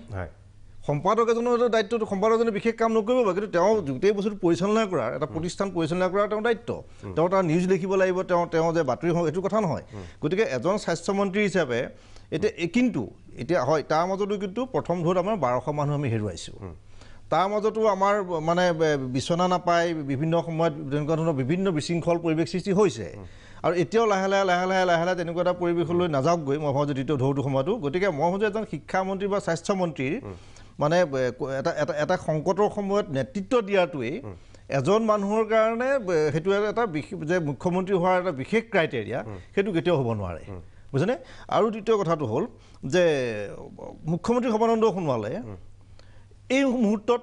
তেওঁ কিয় এখন দলীয় মিটিং পাতি কোভিডৰ সম্পৰ্কত আলোচনা কৰিব পৰা নাই এতিয়াতো মুখ্যমন্ত্ৰী হৈ আছে তদাৰকী হ'ল চৰকাৰখন যিটো কোভিড বিধিটো নিৰ্বাচনী বিধি ইতিমধ্যে আঁতৰিছে প্ৰটোকলত তেওঁ তেওঁ নেতা হিচাপে তেওঁ আছেই তেওঁ আজি তেওঁ এই যিটো তেওঁ মানে অলপমান যেন এনেকুৱা লাগে তেওঁ অলপমান ইনফিৰিয়ৰিটি কমপ্লেক্সত ভুগিছে তেওঁ অলপমান হয় তেওঁ লজ্জাবোধটো আছে তেওঁ কিছুমান কথা চিঞৰ বাখৰ কৰিব নোৱাৰে তেওঁ মানুহক বেয়াকৈ ক'ব নোৱাৰে মোগল শব্দটো হয়তো বাধ্যত পৰি ক'লে কিন্তু সেইটোৱে তেওঁ গোটেই কালৰ কাৰণে তেওঁ এটা ইমেজটো নষ্ট কৰি থৈ গ'ল কিন্তু তেওঁ এই মুহূৰ্তত কিয় এখন সভা এখন পাতি পেলাই তেওঁ একো কৰিব পৰা নাই যে কেনে চলিছে কি কথা কি বতৰা কি ব্যৱস্থা লৈছোঁ মুখ্যমন্ত্ৰী যাক দিয়ে দিব কিন্তু এতিয়া ইয়াৰ দুটা যেতিয়া পাৱাৰ চেণ্টাৰ হৈ গ'ল আজি সেইটো কাৰণে কৈছোঁ আজি হিমন্ত বিশ্ব শৰ্মা নিজে আহিছে জিএমচিত গৈছে সোণোৱালৰটো সেই তৎপৰতাটো নাই তেওঁ কিয় তৎপৰতা এজন মুখ্যমন্ত্ৰী তেওঁ কিয় ইনফিৰিয়ৰিটি কমপ্লেক্সত থাকিব তেওঁ এখন মিটিং পাতিব লাগিছিল যে স্বাস্থ্য বিভাগ স্বাস্থ্যমন্ত্ৰী সকলোকে লৈ পেলাই যে আমি কি কৰিছোঁ কি নাই কৰা আমাৰ কি শ্বৰ্টেজ আছে কি কথা কি বতৰা দিল্লীক জনাব লাগিব যে মোৰ ৰাজ্যখনত যাতে কোনো এজন মানুহে যাতে কোভিডৰ কাৰণে অক্সিজেন চিলিণ্ডাৰ নাপায় ভেকচিন নাপায় কিবা নাপায় যাতে মৃত্যু নহয় কৰাৰ কাৰণে সেই বিষয়টো তেওঁ পৰিচালনা কৰিব লাগে তেওঁ মুখ্যমন্ত্ৰী স্বাস্থ্যমন্ত্ৰীৰ ওপৰত তেওঁ আছে গতিকে এই বিষয়খন আলোচনা কৰিলে তেওঁ কোনো ধৰণৰ এই মুহূৰ্তত আগবাঢ়ি অহা নাই তেওঁ সেই ঘৰটোত সোমাই কাৰোবাক মাতি কিবা কিবি আলোচনা কৰি আছে আৰু এই ধৰণৰ দিহা পৰামৰ্শ দিবৰ কাৰণে তেওঁক মানুহৰ প্ৰয়োজন আছে আৰু দ্বিতীয় কথাটো হ'ল ইয়াৰ পাছত ধৰিলোঁ সৰ্বানন্দ সোণোৱালেই মুখ্যমন্ত্ৰী থাকিল কিন্তু মই নাভাবোঁ যে তৰুণ গগৈ চৰকাৰৰ তৃতীয়টো কাৰ্যকাল আমি একদম ওচৰৰ পৰা দেখা পাইছিলোঁ এখন অস্থিৰ পৰিৱেশ প্ৰথম দুটা কাৰ্যকালত যি অকণমান কাম হৈছিল পিছৰ তৃতীয়টো কাৰ্যকাল সকলো বন্ধ হৈ গ'ল একো কাম বন্ধ নহ'ল আৰু ইয়াৰ ফল ভোগ কৰে সাধাৰণ নাগৰিকে ভোগ কৰিব যেতিয়া চৰকাৰখন অস্থিৰ হৈ থাকিব ইমবেলেঞ্চ হৈ থাকিব তেতিয়া ব্যৱসায়ৰ দাম বঢ়াব চিণ্ডিকেট চলিব বিভিন্ন ধৰণৰ কাম বনবিলাক যিবিলাক কাম আমাৰ সাধাৰণ নাগৰিকৰ মানে জনহিতৰ বিৰুদ্ধে যোৱা কাম বনবিলাক আৰম্ভ হ'ব আৰু এটা কথা হ'ল যদি হিমন্ত বিশ্ব শৰ্মা মুখ্যমন্ত্ৰী দিয়ে মই নাভাবোঁ যে সৰ্বানন্দ সোণোৱালে ইয়াত কিবা ধৰণৰ কাৰণে অস্থিৰতা সৃষ্টি কৰি থাকিব কিন্তু লজ্জাবোধ থকা এজন বা আত্মসন্মানবোধ থকা মানুহৰ কাৰণে এইটো সাংঘাতিক অপমানজনক কথা হ'ব তেওঁ দিল্লীলৈ লৈ যাব কেন্দ্ৰীয় মন্ত্ৰী কৰি তাৰমানে তেওঁ অদক্ষ তেওঁ প্ৰথমটো কাৰ্যকাল চলাব নোৱাৰিলে সেইটো প্ৰমাণিত হ'ব তেওঁ নোৱাৰিলে তেওঁ ব্যৰ্থ তেওঁ নেতৃত্বত চৰকাৰ গঠন নহ'ল তেওঁ বিজেপি বিধায়কসকলক জিকাই আনিব নোৱাৰিলে এইটো প্ৰমাণ কৰি দিব কেন্দ্ৰীয় চৰকাৰে এতিয়া সেই পৰ্যায়ে তেওঁ কৰি লৈ যাব নেকি গতিকে আমি বিচাৰিম যে সমিলমিলেৰে ৰাইজৰ স্বাৰ্থটো যিহেতু আমাৰ হিমন্ত বিশ্ব শৰ্মাই কৈছিলে যে মুখ্যমন্ত্ৰীৰ কথাটো ইয়াত নাই মই মানুহৰ এজন সাধাৰণ সৈনিক হিচাপে কাম কৰিম গতিকে দিয়া নিদিয়াক যাক দিয়ে কিন্তু মই দুটা কথা যদি সৰ্বানন্দ সোণোৱালে থাকে তেতিয়াহ'লে এটা পৰিৱেশ বেলেগ হ'ব যদি হিমন্ত বিশ্বই মুখ্যমন্ত্ৰী হয় তেতিয়া এটা বেলেগ ধৰণৰ পৰিৱেশ সৃষ্টি হ'ব ইয়াত আৰু এটা কথা মই মানে আহোঁতে মই আজি এতিয়া ইয়ালৈ যদি আহি আছোঁ তেতিয়া আমি এটা কথা এজন বিশিষ্ট লেখক মানে এজন বিশিষ্ট লেখক অৱসৰপ্ৰাপ্ত এজন IAS বিষয়া মোক কিবা এটা কথাত ফোন কৰি পেলাই এটা ডাটা এটা বেছি কওঁতে এতিয়া কথা কৈছিল যে গিৰীশ কাৰ্নাডৰ তুগলক নাটকখন পঢ়িছানে পঢ়িছোঁ তাত এটা কথা আছে যেতিয়া ৰাজধানী পাতিলে তুগলকে তেওঁ পতাৰ পাছত যেতিয়া তেওঁ পুত্ৰকে সৈতে চাবলৈ গৈছিলে চাবলৈ গৈ পেলাই তেতিয়া কৈছিল যে বাহ কি ৰাজধানী এই দুৰ্গটো কোনো শত্ৰুৱে মানে খহাব নোৱাৰে কোনো অতিক্ৰম কৰিব নোৱাৰে তেতিয়া কৈছিলে তেওঁ এইটো বাহিৰৰ পৰা কোনেও একো কৰিব নোৱাৰে ই খহিলে ভিতৰৰ পৰাই খহিব লাগিব আৰু এই খহিবৰ কাৰণে ভিতৰৰ পৰা খহিবৰ কাৰণে বিজেপিক কাক মুখ্যমন্ত্ৰী পাতিলে ই খুব সোনকালে খহনি আৰম্ভ হ'ব সেইটো মই নকওঁ সেইটো কেন্দ্ৰীয় নেতৃত্বই নিশ্চয় বুজি পাব আৰু অসমৰ ৰাইজেও জানে মই কিশোৰ কলিতাৰ ওচৰলৈ আহিছোঁ যে বিষয়টো এনেকুৱা ধৰণৰ যে উচ্চাকাংক্ষা থকাটো কেতিয়া অপৰাধ হ'ব নোৱাৰে উচ্চাকাংক্ষা থাকিব পাৰে আৰু এটা কথা আপুনি কিবা এটা সংগঠনত কাম কৰে আপুনি বহুত কষ্ট কৰিলে কষ্ট কৰাৰ পিছত আপোনাৰ সাধাৰণতে দেখা যায় প্ৰমোশ্যনটো আপোনাৰ ডিউ আছে এই প্ৰমোশ্যনটো আপুনি পোৱা নাই তেতিয়া এজন মানুহৰ সেই হতাশা আহিবনে নাহে আৰু শেহতীয়া নিৰ্বাচনত হিমন্ত বিশ্ব শৰ্মাই যিধৰণে লিড কৰিলে সেইটো সংবাদ মাধ্যমৰ জৰিয়তে ৰাইজেও গম পালে যে সোণোৱালে কিমানখিনি কৰিলে হিমন্ত বিশ্ব শৰ্মাই এই কথাটো আমাৰ নহয় এইটো ৰাইজে এই কথাবিলাক এতিয়া কৈ আছে আৰু সেইখিনিয়ে মই ষ্টুডিঅ'ত উত্থাপন কৰিছোঁ আপোনাৰ অভিমত কি আপুনি যদি প্ৰথম কথাটো হৈছে আপুনি 3খন ৰাজ্যত যদি মুখ্যমন্ত্ৰীলৈ লয় এটা হৈছে দিল্লী আপনি কেৰেলা পশ্চিমবংগ আৰু অসম 4খন ৰাজ্যত যদি আমি মুখ্যমন্ত্ৰীকেইজনৰ এটা তুলনাত্মক এটা যদি অবয়ৱটোৰ ফালেদি চাওঁ যে তেওঁলোকৰ পাৰফৰ্মেঞ্চ কেনেকুৱা আছিল তে আমি প্ৰথমে ৰাজ্যকেইখনৰ মুখ্যমন্ত্ৰীকেইজনৰ ছবিকেইখন প্ৰথমতে আহে যে কেজৰিৱাল সন্মুখত আহে আপোনাৰ কেৰেলাৰ একে মুখ্যমন্ত্ৰীজন আহে ইফালে মমতা বেনাৰ্জী আহে তেওঁলোকৰ লিডাৰশ্বিপত গোটেইখিনি হৈছে কিন্তু অসমৰ প্ৰেক্ষাপটত সদায় আমি যোৱা 5টা বছৰ কি দেখিলোঁ সৰ্বানন্দ সোণোৱালৰ সমভাৱে বৰঞ্চ বেছিভাগ ক্ষেত্ৰত হিমন্ত বিশ্ব শৰ্মাহে আহিছিল অৰ্থাৎ পাৰফৰ্মেঞ্চৰ ফালেদি মুখ্যমন্ত্ৰী যদিও সৰ্বানন্দ সোণোৱাল আছিল গুৰুতৰ কামবিলাক মূল কামবিলাক কিন্তু হিমন্ত বিশ্ব শৰ্মাৰ জৰিয়তে যেন হৈছিল সেই কথাটো অসমৰ মানুহে মোটামুটি অসমৰ মানুহ সেনেকৈ বুজোৱা হৈছিল গতিকে আপুনি যিটো কথা কৈছে যে সাধাৰণ মানুহে কি ধৰণে লৈছে এই গোটেই নিৰ্বাচনটোৰ কাৰ জৰিয়তে হ'ল কোনে কেম্পেইন কৰিলে এই গোটেইখিনি কথাৰ সন্মুখত অহা মানুহজন আছে হিমন্ত বিশ্ব শৰ্মা এতিয়া মই এটা বেলেগ প্ৰসংগ আনিব খুজিছোঁ যে সেইটো মোৰ ব্যক্তিগত এক ধাৰণা বুলি ভাবিছোঁ এতিয়া সমাগত সময়ত আমাৰ দুটা প্ৰত্যাহ্বান আছে এটা হৈছে বিত্তীয় দিশৰ পৰা আৰু এটা হৈছে স্বাস্থ্যৰ দিশৰ পৰা এই দুটা দিশ চম্ভালি আছে আজি সুদীৰ্ঘকাল ধৰি হিমন্ত বিশ্ব শৰ্মাই স্বাস্থ্যটোতে আজি সুদীৰ্ঘকাল 15 বছৰৰো বেছি 20 বছৰেই হ'ব গতিকে স্বাস্থ্যকালীন এইটো যিটো আমি যদি জৰুৰীকালীন এক অৱস্থা বুলি ধৰি লওঁ গোটেই ৰাজ্যখন বা দেশৰ কাৰণে এই জৰুৰীকালীন অৱস্থাটো মোকাবিলা কৰাৰ কাৰণে তাৰ মুখামুখি হোৱাৰ কাৰণে যিজন মানুহৰ প্ৰয়োজন আছে সেইজন মানুহে হ'ব লাগে আচলতে স্বাস্থ্য খণ্ডৰ এজন সুদক্ষ ব্যক্তি যাৰ অভিজ্ঞতা আছে যদি এই খণ্ডটো অসমত ইতিমধ্যে ভয়ানকভাৱে বৰ বেয়া বা দুৰ্দশাগ্ৰস্ত হৈছে তাৰ কাৰণে কিন্তু সেই মানুহজনে দায়ী হ'ব কাৰণ তেওঁ ইমান দিন আছিল বেলেগ কোনো এজন স্বাস্থ্যমন্ত্ৰী নাছিল কিন্তু এইখিনি সময়ত আৰু দ্বিতীয় কথা বিত্তীয় কথাটো যোৱা 5টা বছৰৰ বিত্তীয় অৱস্থাটো এতিয়া আমি শুনিছোঁ যে বা আমি যি ধৰণৰ প্ৰতিবেদন ওলাইছে যে ৰাজ্যখন ইতিমধ্যে ঋণগ্ৰস্ত হৈছে 45,000 কোটি টকাতকৈ বেছি ঋণলৈ ৰাজ্যখন চলাই আছে আৰু জিএছটিৰ কথাটো যিটো উল্লেখ হৈছে অলপ আগতে বক্তা এজনে যে আৰু জিএছটিৰ হয়তো কমিবহে পাৰে গতিকে বিজেপিৰ শীৰ্ষ নেতৃত্বই দুটা কথা বিবেচনা কৰাটো উচিত সেইটো হৈছে যদি পাৰফৰ্মেঞ্চৰ ফালৰ পৰা চোৱা যায় কোন বেছি দক্ষ যে মানে সমাগত সময়ত যিটো জৰুৰীকালীন অৱস্থা এটা আহি আছে বুলি যিটো আমি ধৰি লওঁ তেতিয়াহ'লে কোনজন মানুহক আগবঢ়াই দিলে ৰাজ্যখনত সেই মোকাবিলা কৰিব পাৰিব মুখামুখি হ'ব পাৰিব তেতিয়াহ'লে স্বাভাৱিকতে আমাৰ মনলৈ কিন্তু হিমন্ত বিশ্ব শৰ্মাৰ কথাটোৱে আহি যাব কাৰণ স্বাস্থ্য দপ্তৰটো তেওঁ চলাই আছে বিত্তৰ দায়িত্বটো তেওঁৱে আছে আৰু দ্বিতীয় কথাটো হৈছে কি যিটো আটাইতকৈ প্ৰয়োজনীয় বুলি ভাবোঁ যে সমান্তৰালভাৱে বিজেপি দলে নিজে গম নোপোৱাকৈ বা তেওঁলোকে এটা এক ধৰণৰ লোকঢাক কৰাৰ নিচিনাকৈ কিন্তু মানে মুকলিভাৱে নহ'লেও খুব গোপনীয়ভাৱে প্ৰক্ষেপ দুজন মানুহকে কৰি আছিল যে হয় হিমন্ত বিশ্ব শৰ্মা নাইবা সৰ্বানন্দ সোণোৱাল সেইটো কাৰণত এতিয়া এই যে গোটেই হলঠেকত পৰা ধৰণৰ এটা অৱস্থা সৃষ্টি হৈছে আৰু এই সময়ত এনেকুৱা এটা অৱস্থা সৃষ্টি হোৱাটো দুৰ্ভাগ্যজনক কথা আচলতে যিদিনাখনে ঘোষণা হ'ব ৰিজাল্ট ঘোষণা হৈছে সিদিনাখনে ঘোষণা কৰিব লাগিছিল যে আমাৰ পৰৱৰ্তী মুখ্যমন্ত্ৰী এনেকুৱা অমুকজন হ'ব এতিয়াও যে ঘোষণা কৰিব পৰা নাই তাৰ কাৰণেই হৈছে যে কেন্দ্ৰীয় নেতৃত্ব নৰেন্দ্ৰ মোদীৰ কথাটোৱে কৈছোঁ এতিয়া নৰেন্দ্ৰ মোদী যিটো কথা যিটো ইতিমধ্যে উল্লেখ কৰিছে যে নৰেন্দ্ৰ মোদী পৰৱৰ্তী সময়ত 2024ত প্ৰধানমন্ত্ৰী হৈ থাকিব নাথাকে সেইটো এটা কিন্তু ডাঙৰ প্ৰশ্ন কাৰণ আজি এটা মই এইমাত্ৰ এটা খবৰ পালোঁ যে উত্তৰ প্ৰদেশ যিটো পঞ্চায়ত নিৰ্বাচনত বিজেপি বিধ্বস্ত হৈছে গতিকে একমূৰৰ পৰা এখন ৰাজ্যত বিজেপিৰ অৱস্থা লাহে লাহে বেয়া হৈ আছে আৰু যদি বিজেপি বিধ্বস্ত হৈছে তাৰ কাৰণে কিন্তু সৰ্বশেষত আৰু দায়ী হ'ব নৰেন্দ্ৰ মোদী নিশ্চয় গতিকে নৰেন্দ্ৰ মোদীৰ নেতৃত্ব থাকিব নাথাকে সেইটো এটা ডাঙৰ প্ৰসংগ গতিকে এতিয়া কোন শীৰ্ষ নেতৃত্বই অসমৰ মুখ্যমন্ত্ৰীজন ঠিক কৰিব সেইটো এটা ডাঙৰ প্ৰশ্ন কিন্তু গতিকে এইটো এটা খুব জটিল কথা আভ্যন্তৰীণ বিষয় যদিও বিজেপিৰ কিন্তু যদি পাৰফৰ্মেঞ্চৰ ফালেদি চাব যোৱা যায় কোন কৰ্মদক্ষ কোন কাৰ্যপটু তেতিয়াহ'লে কিন্তু দেখকৈ এখন ছবি আৰু আমাৰ আগত স্পষ্টকৈ ভাহি উঠে আৰু সেই ছবিখনে হৈছে যে সৰ্বানন্দ সোণোৱাল বহু ক্ষেত্ৰত যদি নিষ্ক্ৰিয় হৈ আছিল তাতকৈ বহু বেছি মানে আমি যিটো কথা কৈছোঁ যে গুৱাহাটী মেডিকেল কলেজত গৈ আজি হিমন্ত বিশ্ব শৰ্মাই তদাৰকি কৰিছে অথচ ইনচাৰ্জ চৰকাৰ এখন অথচ আমি সৰ্বানন্দ সোণোৱালক আজি কিছুদিন ধৰি ৰাজহুৱা কোনো প্লেটফৰ্মতে দেখা নাই বা গতিকে এই ধৰণৰ কথাবিলাক এজন মানুহে কেতিয়াবা কানি নিজৰ যিটো কাৰ্যদক্ষতা বা পাৰফৰ্মেঞ্চটো তেওঁ যে সফল নে বিফল তেওঁ নিজকে দাঙি ধৰি আচলতে নিশ্চয় ধন্যবাদ এইটো কথা কাৰ্যদক্ষতা আৰু কাৰ বেছি সেই কথা অসমৰ ৰাইজৰ চকুৰ আগত জল পটপটকৈ ওলাই পৰিছে আৰু সেইকাৰণে ৰাইজে কিছুমান কথা এতিয়া ক'বলৈ আৰম্ভ কৰিছে আৰু সেই কথাখিনিয়ে কিন্তু এতিয়া সংবাদ মাধ্যমৰ জৰিয়তে প্ৰতিফলিত হৈছে এটা বিৰতি পুনৰ লৈছোঁ বিৰতিৰ পিছত ঘূৰি আহিম সবিশেষলৈ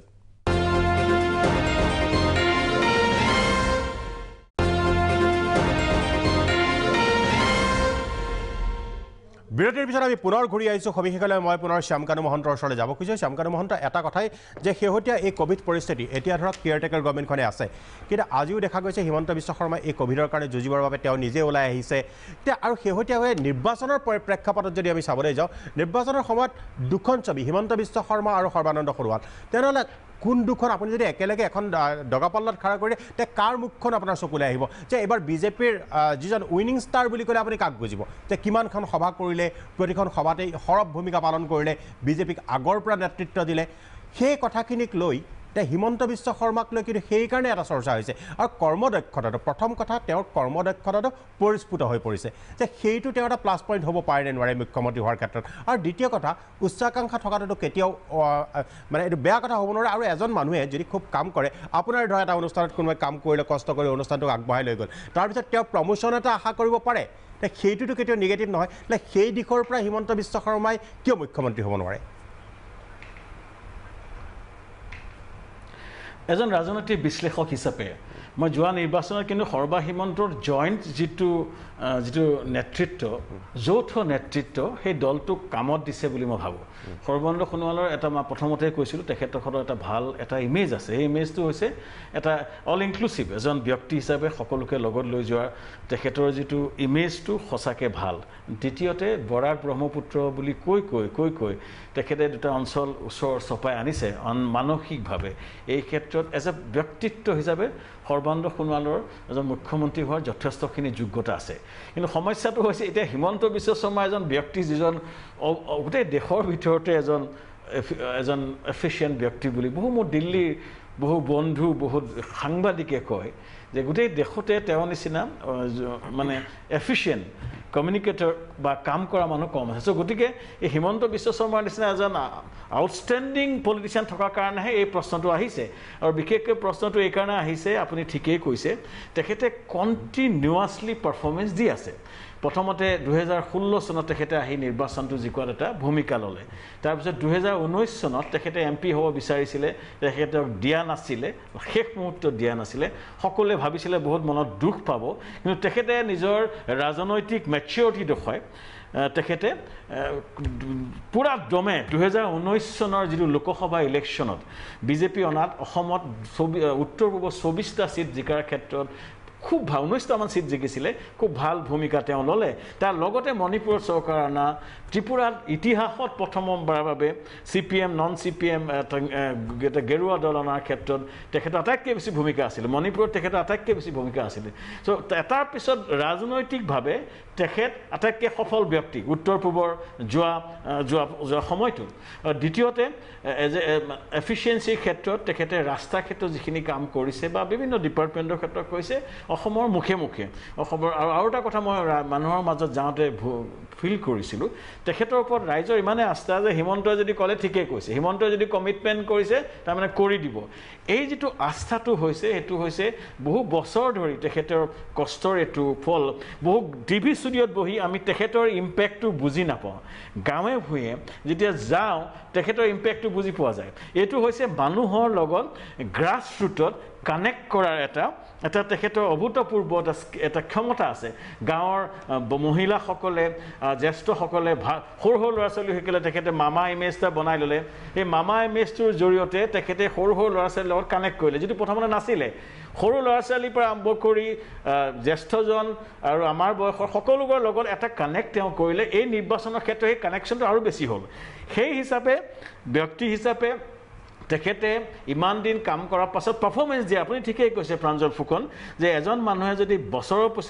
পিছত যদি পাৰফৰ্মেঞ্চ দিয়ে তেখেতক এটা পুৰস্কাৰ দিয়াটো এইটো এটা নেচাৰেল মোৰ যিটো মই এটা কোম্পানী চলাওঁ মোৰ 300মান ল'ৰা ছোৱালী কাম কৰে যিকেইজনে ভাল পাৰফৰ্মেঞ্চ কৰে মই বেয়া পালেও তেওঁলোকক মই কিবা এটা দিবলগীয়া হয়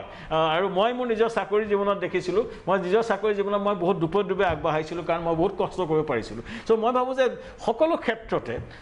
ক্ষেত্ৰতে পাৰফৰ্মাৰ্চক এটা এৱাৰ্ড দিয়া এতিয়া এইটো ইয়াত কিন্তু কেছটো দুটা কথা আছে সৰ্বানন্দ সোণোৱাল এজন ইনকামবেণ্ট চিফ মিনিষ্টাৰ হিচাপে তেখেতক আঁতৰাটো ইমান সহজ এইকাৰণে নহয় কাৰণ যোৱা 5টা বছৰত তেখেতে অতি ডিগনিফাইড ৱে নিজৰ আসনখন চলাইছে আৰু তেখেতৰ যিটো ইমেজটো মই ভাবোঁ যে তেখেতৰ আটাইতকৈ ডাঙৰ প্লাছ পইণ্টটো হৈছে সকলোকে লৈ যোৱাৰ যিটো ইমেজ সেই ইমেজটোৰ ক্ষেত্ৰত হয়তো হিমন্ত বিশ্ব শৰ্মাতকৈ সৰ্বানন্দ সোণোৱাল আগত আছে গোটেই মানে অল ইনক্লুচিভ যিটো ইমেজটোৰ ক্ষেত্ৰত তেখেত আগত আছে এফিচিয়েঞ্চিৰ ক্ষেত্ৰত হিমন্ত বিশ্ব শৰ্মা আগত আছে চ' বাস্তৱিকতে মই ভাবোঁ যে হিমন্ত বিশ্ব শৰ্মা চিফ মিনিষ্টাৰ হ'ব বিচৰাটো সকলোৱে বিচাৰিব যদি নিবিচৰাটোহে আচৰিত এতিয়া বিজেপিৰ সিদ্ধান্ত হ'ব এটা ৰাজনৈতিক সিদ্ধান্ত প্ৰাঞ্জল মোৰ দৃষ্টিত সিদ্ধান্তটো একদম ৰাজনৈতিক হ'ব যে বেংগল ইলেকশ্যনৰ এইটো ৰিজাল্ট হ'ল ইয়াৰ পিছত অসমত যদি হিমন্ত বিশ্ব শৰ্মা হ'লে কি ৰিজাল্ট দিব সৰ্বানন্দ সোণোৱালক দিলে কি দিব দুইজনক একেলগে ৰাখিব পাৰি নেকি এই তিনিটা অপশ্যন চাব চতুৰ্থ কথাটো হ'ব যে যদি সৰ্বানন্দ সোণোৱালক মুখ্যমন্ত্ৰী দিয়া হয় যদি হিমন্ত বিশ্ব শৰ্মা শৰ্মাক দুটা ইঞ্জিন নহয় এটা ইঞ্জিনৰ চলোৱাটো হয় দিল্লীত কি ধৰণে সংস্থাপিত কৰা যাব প্ৰথম কথাটো যে মই আপোনাক এইটো কথা ক্লিয়াৰলি কৈছোঁ যে দুইজন ব্যক্তিক অসুখী নকৰাকৈ এটা ইকুৱেশ্যন কৰিব কাৰণ বিজেপিৰ ৰাজনৈতিক নেতৃত্ব যথেষ্ট মেচিউৰ তেওঁলোকে কোনোজন যদি হিমন্ত বিশ্ব শৰ্মাক ইয়াৰ মুখ্যমন্ত্ৰী বনোৱা হয় মই নিশ্চিত যে সৰ্বানন্দ সোণোৱালক অতি সুন্দৰভাৱে তেওঁলোকে দিল্লীত পজিশ্যনিং কৰিব দুইটা ফালৰ পৰা মই ভাবোঁ যে এইটো ট্ৰিকি ডিচিশ্যন কিন্তু এই সিদ্ধান্তটো পলিটিকেল ডিচিশ্যন কাইলৈ আমি গম পাওঁ আচল সিদ্ধান্ত কি কিন্তু নিশ্চয় শ্যামকান্ত মহোদয় পুনৰ এটা বিৰতি ল'ব লগা হৈছে মই আকৌ আহিম আপোনাৰ ওচৰলৈ কিন্তু এটা বিৰতিৰ পিছত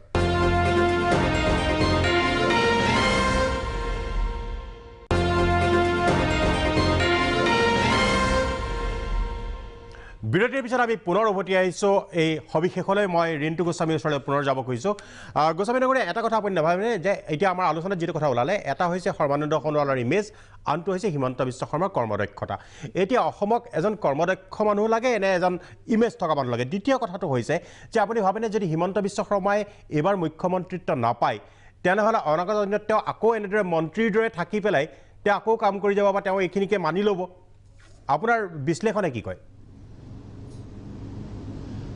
নাই এইটো কথা গোটেই কথাটো ব্যক্তিকেন্দ্ৰিক কেতিয়াও হ'ব নোৱাৰে আৰু আমাৰ যিটো গণতান্ত্ৰিক যিটো ব্যৱস্থা এই ব্যৱস্থাটোৱে আমি এটা দলৰ প্ৰতি বা এটা সামূহিক নেতৃত্বৰ প্ৰতি বা এখন চৰকাৰৰ প্ৰতি আমি ভোট দিওঁ আমি এজন ব্যক্তিক কেতিয়াও ভোট দিয়া নাই ব্যক্তিজনক আগবঢ়াই দিয়াৰ দায়িত্বটো বা মূল সেনাপতি কোন হ'ব সেই দায়িত্বটো দলটোৰ ওপৰত আৰু মই ভাবোঁ যদি দলটোৰ ভিতৰত শৃংখলাবদ্ধতা থাকে সংযম থাকে এই কথাবিলাক মই এটা কথা ক'ম যে ভাৰতীয় জনতা পাৰ্টিত কংগ্ৰেছতকৈ কিন্তু বেছি আছে কংগ্ৰেছত যেনেকৈ মুকলিভাৱে বিদ্ৰোহ কৰিব পৰাৰ এটা পৰিৱেশ সূচনা হয় আৰু কেৱল এটা পৰিয়ালকেন্দ্ৰিক এটা ৰাজনীতি হোৱাৰ কাৰণে কংগ্ৰেছ দলৰ কি অৱস্থা এই কথাবিলাক মানুহে জানে কিন্তু ভাৰতীয় জনতা পাৰ্টিত সেই কথাটো মই ভাবোঁ শৃংখলাটো অত্যন্ত বেছি শিষ্টাচাৰ বেছি আৰু সেইকাৰণে এই দলটোৰ আপেক্ষিকভাৱে মই কোৱা নাই যে 100% আপেক্ষিকভাৱে কংগ্ৰেছতকৈ বেছি সেইকাৰণে এই দলটোৰ মাজত থাকি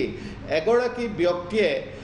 শিষ্টাচাৰৰ বাহিৰত বা দলীয় অনুশাসনৰ বাহিৰত গৈ কোনোবাই কিবা কাম কৰিব পাৰিব বুলি মোৰ ৰাজনৈতিক অভিজ্ঞতা বা ৰাজনৈতিকভাৱে মোৰ দৃষ্টিকোণৰ পৰা মই সেই কথাটো ক'ব নিবিচাৰিম আৰু ডক্টৰ হিমন্ত বিশ্ব শৰ্মাৰ ক্ষেত্ৰত মই এটা কথা ক'ম যে তেওঁ 2001 চনত অসম বিধানসভালৈ প্ৰথমবাৰৰ বাবে নিৰ্বাচিত হৈছিলে তাৰপিছত তেওঁ ধাৰাবাহিকভাৱে নিৰ্বাচিত হৈ আহিছে আৰু 2001 চনৰ পৰাই পিছতেই তেওঁ প্ৰথমবাৰেই তেওঁ মন্ত্ৰী হৈছিলে আৰু তেওঁ এনেকুৱা এটা দপ্তৰৰ মন্ত্ৰী হৈছিলে সেই সময়ত তেওঁ পৰিকল্পনা বিভাগত আছিলে সেই সময়ত সেই দপ্তৰটো কোনেও ল'ব নিবিচাৰে কিন্তু ডক্টৰ হিমন্ত বিশ্ব শৰ্মাই যে সেই দপ্তৰটো কিমান গুৰুত্বপূৰ্ণ দপ্তৰ আৰু পৰিকল্পনাই যে এখন চৰকাৰৰ আধাৰ সেই কথাটো প্ৰথমবাৰৰ বাবে তেওঁ কিন্তু অসমৰ ৰাইজক বা সেই কথাটো তেওঁ প্ৰতীয়মান কৰাত কিন্তু সফল হৈছিলে গতিকে তেওঁ যিটো মেকানিজিম চৰকাৰ চলোৱাৰ মেকানিজিম বা যিটো এডমিনিষ্ট্ৰেটিভ যিখিনি কথা আছে সেই প্ৰশাসনিক কথাবিলাক কিন্তু তেওঁ খুব সুন্দৰভাৱে জানে কেৱল আমি যোৱা 5টা বছৰৰ কথা চালে নহ'ব তেওঁৰ 2001 চনৰ পৰাই যিটো ৰাজনৈতিক যাত্ৰা এই যাত্ৰাটো যদি আপুনি চায় তেনেহ'লে এটা কথা কিন্তু স্পষ্ট তেওঁ কেনেকৈ আমোলা চলাব লাগে আমোলাই কি ধৰণে চৰকাৰখনক নিয়ন্ত্ৰিত কৰিব পাৰে আৰু মন্ত্ৰীয়ে আমোলাক কেনেকৈ নিয়ন্ত্ৰিত কৰিব পাৰে এই গোটেই কথাবিলাক যিটো এডমিনিষ্ট্ৰেটিভ কথা বা সুশাসন কেনেকৈ দিব লাগে চৰকাৰ চলোৱাৰ যিবিলাক কথা এই দক্ষতাটো কিন্তু কোনো কাৰণতে আমি নুই কৰিব নোৱাৰোঁ আৰু একে সময়তে সৰ্বানন্দ সোণোৱাল ডাঙৰীয়াই বিগত 5 বছৰত এটা কথা কিন্তু প্ৰতীয়মান কৰিলে যে তেওঁ দুৰ্নীতিৰ ক্ষেত্ৰত তেওঁৰ বিৰুদ্ধে আজিৰ তাৰিখলৈকে কোনো অভিযোগ নাই এইটো আটাইতকৈ ডাঙৰ মই ভাবোঁ তেওঁৰ ক্ষেত্ৰত প্লাছ পইণ্ট তেওঁৰ সহনশীলতা আৰু তেওঁ সকলো পৰিস্থিতিতে তেওঁ মই দেখিছোঁ সকলো পৰিস্থিতিতে তেওঁ খুব ঠাণ্ডা মগজুৰে থাকি যিটো ৰজাৰ দৰে কৰা আচৰণ, সেই আচৰণ কৰিব পৰা ক্ষমতাটো কিন্তু সৰ্বানন্দ সোণোৱালৰ আছে। এই কথাটো আমি সূক্ষ্মভাৱে ভাবিছোঁ। আৰু এই মুহূৰ্তটো হ'ল আমাৰ যুদ্ধৰ মুহূৰ্ত, এইটো আমাৰ জীৱন আৰু জীৱিকাৰ যুদ্ধৰ মুহূৰ্ত। সেইকাৰণে মই বাৰে বাৰে এই কথাটো কৈছোঁ যে এই যুদ্ধৰ মুহূৰ্তখন, এই যুদ্ধখনত আমি পাৰ হ'বৰ কাৰণে আৰু অসমৰ দৰে এখন ৰাজ্যত যিবিলাক প্ৰত্যাহ্বান আছে আমি জানোৱেই, গতিকে এই সময়ত আমি এটা সঠিক সিদ্ধান্ত দলটোৱে দিব বুলি মই বিশ্বাস কৰোঁ। আৰু জনসাধাৰণে যিটো ৰায় দিছে, এই ৰায়টোক বিজেপি দলে আৰু বিজেপি চৰকাৰখনে বা মিত্ৰজোঁটৰ চৰকাৰখনে এই ৰায়টোক সন্মান জনাই এটা সুস্থিৰ সিদ্ধান্তত শেষত উপনীত হ'ব বুলি মোৰ দৃঢ় বিশ্বাস। আৰু এইটো খুব সোনকালেই হ'ব। নিৰ্বাচনৰ ফলাফল ওলোৱা আজি মাত্ৰ 2টা দিন পাৰ হৈ গৈছে, গতিকে নিশ্চিতভাৱে কিছু সময় লাগিবই। আৰু এখন তত্ত্বাৱধায়ক চৰকাৰ তেখেতসকলৰে আছেই, গতিকে এই সময়ত তেওঁলোকে খুব দেৰি কৰিব বুলি মই বিশ্বাস নকৰোঁ। ধন্যবাদ জনাইছোঁ ৰিণ্টু গোস্বামী ডাঙৰীয়া। ইতিমধ্যে আমাৰ সময়ো প্ৰায় শেষ হৈ আহিছে, কিন্তু এটা কথা যে শেহতীয়াভাৱে আমি কৈছোঁৱেই যে ৰাজ্যখনক এনে এজন ব্যক্তি লাগে, ৰাজ্যখনক নেতৃত্ব দিবলৈ, চৰকাৰক নেতৃত্ব দিবলৈ, যি এই সংকটৰ সময়ত সকলো দিশৰ পৰা সৰ্বাংগীনভাৱে ৰাজ্যখনৰ উন্নয়নৰ পথত আগুৱাই লৈ যাব পাৰে। আৰু সেয়েহে এই প্ৰশ্নটো আহিছে। এইটো আমাৰ কথা নহয়, এতিয়া ৰাজ্যৰ ৰাজনীতিত এই প্ৰশ্নটো বাৰে বাৰে উত্থাপিত হৈ আহিছে। আৰু ৰাইজৰ মনত যিটো প্ৰশ্ন উত্থাপিত হয়, ৰাইজৰ মুখত যিটো প্ৰশ্ন উত্থাপিত হয়, সেইটোৱে আমি সংবাদ মাধ্যমে আমাৰ ষ্টুডিঅ'ৰ মজিয়াত বা বাতৰি কাকতত আমি সেই প্ৰশ্নটো উত্থাপন কৰোঁ। আৰু ভিন্নজনৰ ভিন্ন মত, এইটো আমাৰ কথা নহয়। এইটো নিশ্চয়কৈ তেওঁলোকৰ দলৰ ভিতৰুৱা কথা, কাক তেওঁলোকে মুখ্যমন্ত্ৰী পাতে, কিন্তু ৰাজ্যৰ প্ৰতিজন নাগৰিকৰে কিন্তু এইটো দায়িত্ব যে আমাক এজন ভাল নেতা লাগে, যি আমাৰ ৰাজ্যখনক আগবঢ়াই লৈ যাব পাৰে। আৰু এই ক্ষেত্ৰত এটা ভুল সিদ্ধান্তই কিন্তু ৰাজ্যখনক অনাগত দিনত কিন্তু বহু পিছলৈ লৈ যোৱাৰো সম্ভাৱনা আছে। হয়, আজি আলোচনা আৰম্ভ কৰোঁতে সকলোৱে কৈছে ক'ভিড সৃষ্ট এই পৰিস্থিতিৰ বাবে আমি সকলোৱে আতংকিত বা সকলোৱে শংকিত হৈ পৰিছোঁ। ইয়াৰ পৰা কিন্তু ৰাজ্যখনক উদ্ধাৰ কৰিব লাগিব, আৰু বিচক্ষণ কাৰ্যক্ষম মানুহে ইয়াৰ পৰা ৰাইজক উদ্ধাৰ কৰিব পাৰিব। দেখা যাওক, অতি বেছি সময় নাই আৰু ঘণ্টাৰ হিচাপ আছে। যিকোনো মুহূৰ্ততে ঘোষণা হ'ব পাৰে ৰাজ্যৰ পৰৱৰ্তী মুখ্যমন্ত্ৰী কোন হ'ব। আৰু ইয়াকে লৈ ইতিমধ্যে চৰ্চা আৰু ইতিমধ্যে তৎপৰতা অব্যাহত আছে ৰাজনৈতিক শিবিৰত। আৰু ইয়াৰ লগে লগে আজিলৈ সবিশেষৰ পৰা মই প্ৰাঞ্জল ফুকনে বিদায় ল'ব খুজিছোঁ। সকলোকে ধন্যবাদ জনাইছোঁ যিসকল অতিথিয়ে এই অনুষ্ঠানত ভাগ ল'লে, আৰু ইমানতে সামৰিছোঁ। ধন্যবাদ।